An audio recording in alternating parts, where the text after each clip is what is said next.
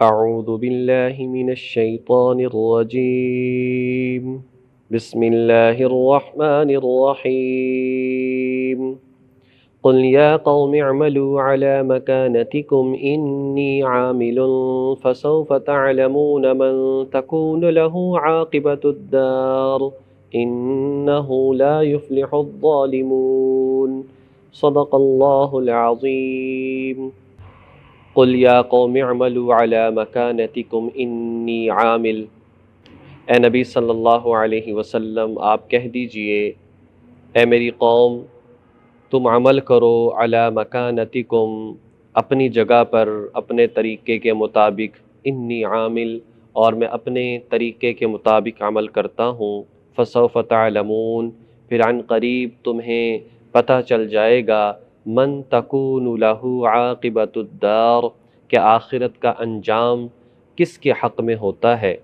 انہ لا یفلح الظالمون اور بے شک ظالم لوگ فلاح نہیں پا سکتے، بے شک ظالم لوگ کامیاب نہیں ہو سکتے۔ اس سے قبل آیات میں اللہ تبارک و تعالیٰ نے یہ بات ارشاد فرمائی تھی کہ اللہ تعالیٰ نے انبیاء بھیجے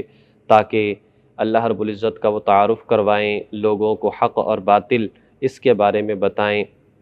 جنت اور دوزخ کے راستہ جو ہے اس کو واضح کریں۔ تو جو لوگ نہیں مانتے تو فرمایا کہ اللہ تعالیٰ کا دین اور اللہ کی ذات اس کی محتاج نہیں ہے، ان لوگوں کو ان کے حال پر چھوڑ دو، اور اے نبی صلی اللہ علیہ وسلم آپ کا کام صرف اور صرف یہ ہے کہ آپ ان میں تبلیغ کرتے رہیں، آپ دعوت کا کام کرتے رہیں، آپ پیغام کو پہنچاتے رہیں، اگر یہ عمل نہیں کرتے تو ان کے حال پر چھوڑ دیا جائے۔ یہی بات یہاں پر ارشاد فرمائی ہے، گویا کہ حضور علیہ السلام نے اللہ کے ذات نے ایک ناراضگی کا اظہار فرمایا ہے، یہ لوگ اگر نہیں مانتے تو اے نبی ان کو ان کے حال پر چھوڑ دو اور ان سے کہہ دو کہ تم اپنی سمجھ کے مطابق اور اپنی مرضی کے مطابق عمل کرو، میں تمہاری پیروی نہیں کر سکتا، میں تو اپنا عمل کرنے والا ہوں اس ہدایت کی روشنی میں جو اللہ کی ذات نے مجھے عطا فرمائی ہے۔ اور ان قریب وہ دن آنے والا ہے کہ جس دن سارا کھرا اور کھوٹا سامنے کر دیا جائے گا، پتہ چل جائے گا کہ آخرت کا حق اور آخرت کا بہترین انجام کس کے حق میں ہوتا ہے، اور جو ظالم لوگ ہیں، ظاہر ہے کہ شرک سب سے بڑا ظلم ہے، اس دن پتہ چل جائے گا کہ ظالم لوگ کبھی بھی کامیاب نہیں ہو سکیں گے۔ وَجَعَلُوا لِلَّهِ مِمَّا ذَرَأَ مِنَ الْحَرْثِ وَالْأَنْعَامِ نَصِيبًا اور بناتے ہیں یہ لوگ اللہ کے لیے مما اس میں سے ذرأ جو اگایا ہے من الحرث کھیتی نے، والانعام اور چوپایوں میں سے نصیباً ایک حصہ، اور یہ لوگ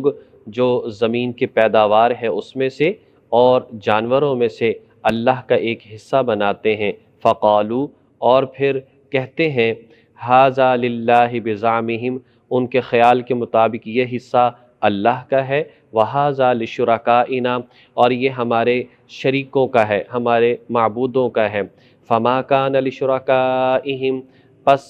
پھر جو ان کا شرکاء کا حصہ ہوتا ہے، جھوٹے معبودوں کا حصہ ہوتا ہے، فَلَا يَصِلُ إِلَى اللَّهِ اس میں سے تو ذرہ برابر بھی کچھ نہیں پہنچتا اللہ تعالیٰ کی طرف۔ وَمَا كَانَ لِلَّهِ اور جو اللہ کے لیے ہوتا ہے، فَهُوَ يَصِلُ پس وہ پہنچ جاتا ہے اِلَى شُرَكَائِهِمْ ان کے جھوٹے معبودوں کی طرف۔ سَاءَ مَا يَحْكُمُونَ کتنا ہی برا ہے جو لوگ یہ فیصلہ کرتے ہیں، وہ فیصلہ کتنا ہی برا ہے کہ جو یہ کرتے ہیں۔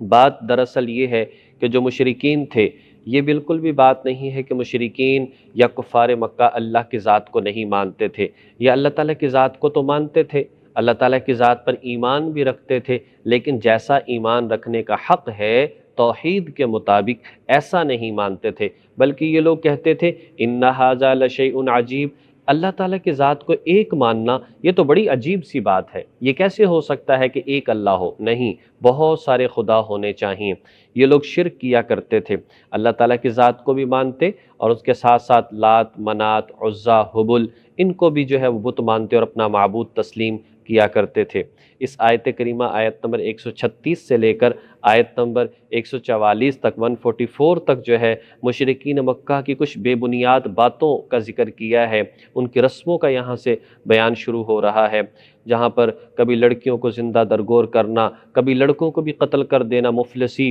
اور کہ کھلائیں گے پلائیں گے ان کو کہاں سے، کبھی نظر مان لینا بلا وجہ کہ اگر میرا 10واں بیٹا پیدا ہوا تو اس کو جو ہے بتوں کے نام پر ذبح کر دیا جائے گا،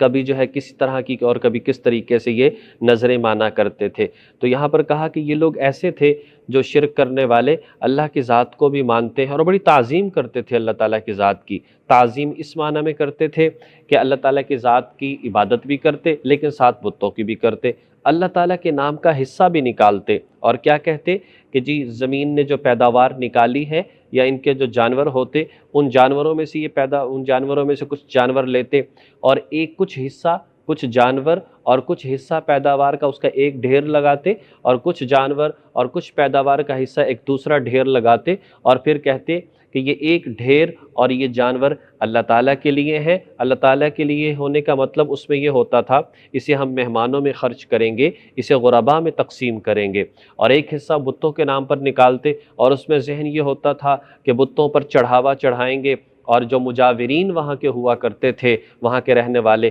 وہ لوگ استعمال کرتے تھے۔ تو اس طرح سے یہ لوگ دونوں کا حصہ کرتے، اور پھر کیا ہوتا کہ اگر کبھی ضرورت پڑ جاتی تو یہ اللہ تعالیٰ کے حصے میں سے لے کر،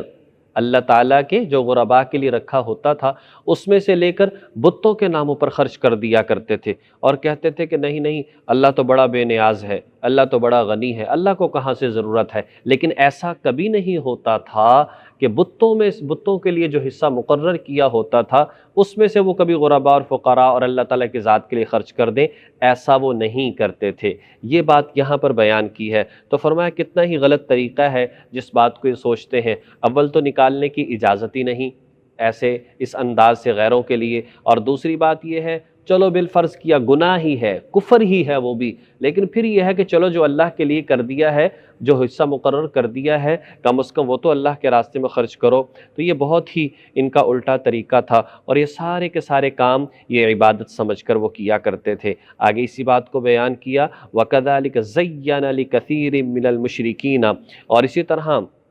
مزین کر دیا تھا، خوبصورت بنا دیا تھا بہت سارے مشرکین کے لیے قتل اولادہم، اپنی اولادوں کا قتل کرنا، شرکاؤہم، ان کے معبودوں نے، ان کے شریکوں نے، دل میں یہ بات بیٹھ گئی ان کے کہ بس اپنی اولاد کو قتل کرنا اور فلاں بت کے نام پر فلاں کو ذبح کر دینا، اور اس طریقے سے جو ہے وہ کہتے فرشتے تو اللہ کی بیٹیاں ہوا کرتے ہیں، بیٹی ہمارے لیے نہیں ہو سکتی، لہٰذا اس کو وہ قتل کر دیا کرتے تھے، کبھی لڑکوں کو قتل کر دیتے کہ کھلائیں گے پلائیں گے کہاں سے، لیردوہم،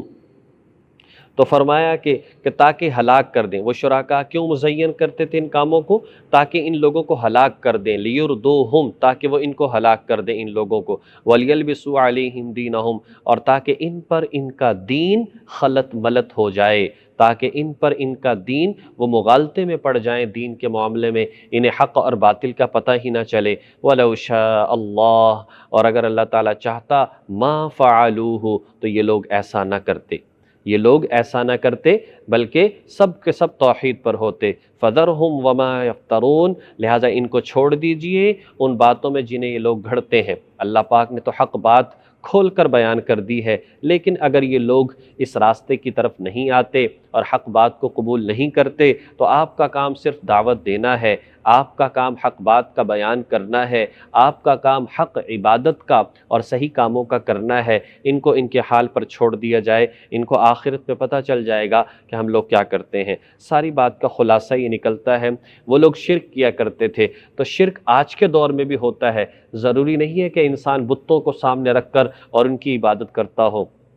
آج بھی لوگ شرک کرتے ہیں، ایسا تھوڑا ہے کہ مشرک کے سر پر کوئی سینگ ہوا کرتے ہیں، بلکہ مثال کے طور پر خواتین جو ہے ان کے اندر ایک چیز بہت زیادہ، جی بیٹی فلاں کے گھر گئی تھی اور وہ بیمار ہو گئی ہے، میں فلاں جگہ پر گئی تھی اور مجھے یہ ہو گیا ہے، ہمارے گھر فلاں آیا تھا اور ہمارے یہ حالات اور معاملات ہو گئے ہیں۔ مطلب یہ ہے کہ شاید اس نے کچھ کر دیا ہے، یہ شرک کے زمرے میں آتا ہے، کوئی اختلاف والی بات نہیں، یہ شرک کے زمرے میں آتا ہے کہ فلاں نے یہ کر دیا ہے، فلاں نے یہ کر دیا ہے۔ اسی طریقے سے اگر دیکھا جائے ہمارے معاشرے میں درباروں پر کیا کچھ ہوتا ہے، کتنے اچھے اور نیک لوگ جنہوں نے ہدایت کو پھیلایا ہماری خاطر، اور لوگوں کے لیے انہوں نے سب تن من دھن جو ہے اپنا صرف دین کو بنایا اور لوگوں میں اسلام کو پھیلایا۔ لیکن آج ہم کیا کر رہے ہیں؟ ایک وقت تھا تقسیم سے پہلے ان درباروں پر جو ہے منو دودھ بہایا جاتا تھا، منو دودھ جو ہے وہ اس سے ان کو درباروں کو غسل دیا جاتا تھا، ظاہر ہے کہ ناجائز ہے۔ اسی طریقے سے آج دیکھا جائے اتنی مہنگی مہنگی چادریں جو ہیں وہ ان پر چڑھائی جاتی ہیں قطع نظر کسی بات کے، یعنی دیکھا جائے تو یہ ایک عقل جو ہے اس بات کو نہیں مانتی، کیا فائدہ ہے اس چیز کا؟ غرباء میں تقسیم کیا جائے جس چیز کا فائدہ بھی ہے، اور اسی طریقے سے جو ہے مثال کے طور پر کوئی اولاد ہے تو اس میں سے جی فلاں کا اس کو منگتا بنا دیا گیا ہے، اس سے ہم دنیا کا کام نہیں لیں گے، اسے ہم نے فلاں بس مانگنے کے لیے چھوڑ دیا ہے۔ یقینی طور پر ابھی چند دن پہلے ایک شخص نے دستک دی، میں گھر سے باہر نکلا تو مجھے کہتا ہے جی کچھ پیسے دیں، تو یہ میں نے جو منت مانی تھی، میری اولاد نہیں ہوتی تھی، میں نے منت مانی تھی کہ اللہ مجھے اولاد دے گا تو میں حسین کا اس کو منگتا اور فقیر بناؤں گا، تو جی کچھ پیسے دیں، میں نے پیسے جو ہے نا اس سے اس کا لباس بنانا ہے، اس کے کپڑے بنانے، اور اسے پھر ہمیشہ کے لیے ایک فقیر بنا کر چھوڑ دینا ہے۔ مطلب یہ شرک نہیں ہے تو اور کیا ہے؟ اس لیے اس بات کو دیکھنا چاہیے، اور حقیقت ہمارے پاس تو وہ دین ہے جو حقیقت پر مبنی ہے، وہ دین ہے جو ہر موقع پر، ہر بات میں اور ہر کام کے اندر رہنمائی کرتا ہے۔ نبی کی عملی صورت ہمارے پاس موجود ہے، صحابہ کی عملی صورت ہمارے پاس موجود ہے، اس لیے ان باتوں کو سمجھنا چاہیے۔ اللہ تبارک و تعالی ہمیں دین کی فہم نصیب فرمائے، صحیح سمجھ نصیب فرمائے، اور اس پر عمل کرنے کی توفیق عطا فرمائے، اور شرک جو کہ ظلم عظیم ہے اس کے ادنا سے ادنا صورت سے بھی اللہ پاک ہمیں بچنے کی توفیق عطا فرمائے۔ وآخر دعوانا ان الحمد للہ رب العالمین۔